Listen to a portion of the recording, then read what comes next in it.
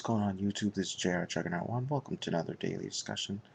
Um, going to be talking about something else today. First off, quick, just wanted to share my feelings with the YCS. A little bit annoyed that Infernities won, but again, Infernity, X-Saber Final, come on, those decks are ruling the format right now, so can't really be too surprised. But again, it's just that's the one thing that bothers me. It's annoying that two decks are kind of ruling the format. While it's true other decks do have a chance, the truth is, for the most part, it's just, these decks are kind of taken over. Though, I wouldn't count other decks out, though. It's just, you know, like, I do like Fraud Monarchs as well. I do like Herald of Perfection decks. I do like Quick Draw Dandy Warrior.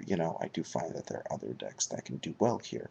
Again, it's pretty tricky when you have to put up with such great decks right now. So yeah, I talked about Infernities, but now I'm going to talk about X-Sabers. X-Sabers, let's be honest, I think this is the only deck that is that basically exists because of the TCG exclusives. And by that I mean I don't think people would play it if they didn't have the TCG exclusives. I'm dead serious there, because X-Sabers is a viable deck, but it's like, without the TCG exclusives, nobody would play it, or very few people, I should say. Yes, Voltro, great card. Airbellum, great card, but mostly the X-Sabers that were released beforehand just weren't good. Honestly, maybe, I guess, I'm just referring to the ones from Hidden Arsenal. Those weren't good. But, now, all of a sudden, first you get Guard Strike, then you get Full Helm Knight, then you get Emmer's Blade, then you get Bogart Knight, and then you get Dark Soul. Damn. 5 TCG exclusives, all of which strengthen the deck in some way. Though, to be fair, not everybody uses Guard Strike, but I do feel it's a decent choice. It's easy to get out, for the most part, and it's nice because it can help you it makes things easier to get to level 8s. But everyone has their own personal preference, so whatever. But of course, Dark Soul is the card that really made the deck as popular as it is now. Dark Soul's search power is freaking crazy because you can search for any X-Saber, including Voltro. But you can also abuse the living hell out of it, which makes it a ridiculous card. The card has only one drawback, and that's if you can take control of it.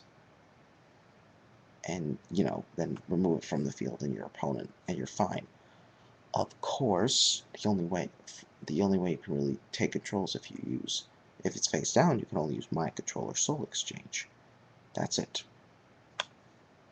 But even then, I think Soul Exchange, it doesn't leave your opponent's field, so yeah, they're still controlling. It's actually, yeah, that wouldn't work. It's tough to figure out. But let's go over the pros and cons of this deck. The main pro of this deck is pretty simple: speed. Yeah, speed. This deck is just crazy when it comes to getting cards out. The whole idea is, of course, pretty straightforward. You go try to get out 2 X-Sabers monsters and get out Voltro. Once you have Voltro out, you can start summoning monsters, getting multiple synchros out. It's just really strong. There's also the aspect of hand control, though. Airbellum, which makes you discard cards from hand, and as with Gotems. Plus, you've also got Airbellum, which, if used correctly, can put a card from your opponent's hand on the top of their deck. Which, at times, may not, help you that much, but it can be pretty freaking annoying if you think about it.